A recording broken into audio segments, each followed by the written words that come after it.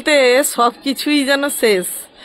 পুজো চলে গেল, লক্ষ্মী পুজো চলে গেল, কালকে পরশুদিন লক্ষ্মী পুজো গেল।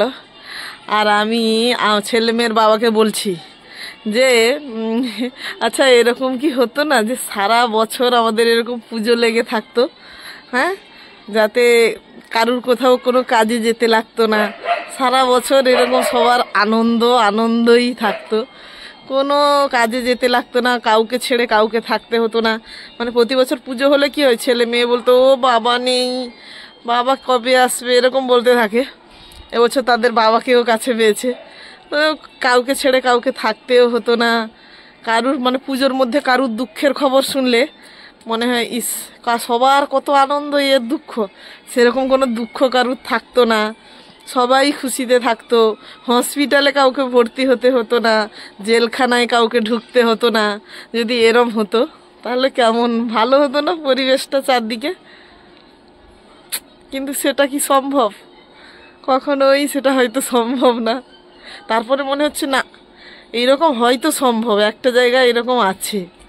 সেটা মনে হয় যে লোক বলে না যে স্বর্গে গেলে ভালো থাকে, স্বর্গরাজ্যে কোনো দুঃখ নেই, এটা বলে মনে হয় সেইখানেই মনে হয় এইরকম থাকে। তাকে বলছি ছেলেমেয়ের বাবাকে, সে বলছে হ্যাঁ তুমি বসে বসে এটাই ভাবো। বললো সারা বছর পুজো থাকতো, কারুর টাকা পয়সার দরকার হতো না, যে এর নেই তার আছে ভেবে দুঃখ হতো না, কিছু হতো না। সেইটাই মনে হয় স্বর্গ, তাই না? কি জানি। আর আজকে ওয়েদারটা চারদিকে পুরো মেঘলা, খুব সুন্দর একটা পরিবেশ আজকে। আজকে থেকে আবার ছেলে মেয়ে স্কুল চালু হয়েছে।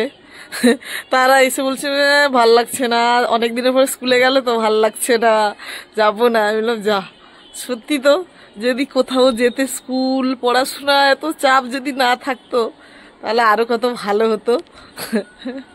যেটা সম্ভব না তুমি এইসব কাল্পনিক চিন্তা ভাবনা করছো কেন? যেটা বাস্তবে সম্ভব নয় সেইটা অবাস্তব চিন্তা ভাবনা কেন করছো? ঠিক তাই, সব কিছু নিয়েই তো মনে হয় এই পৃথিবীটা। আমরা তো আর স্বর্গরাজ্যে থাকি না, হয়তো এইখানেই এই জন্য এইরকম। স্বর্গে মনে হয় সব কিছু সুন্দর। সোনাবু কি করছো?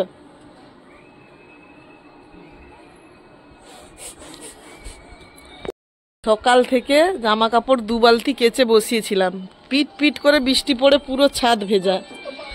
এখন জামা কাপড় পাতলাম বিকালে 5টা বাজে। এখন আমি পাতি নিয়ে বসে, ছেলে মেয়ের বাবা এসে পেতে দিয়েছে, আমি ওদের খাবারটা করছিলাম, পেতে দিয়েছি।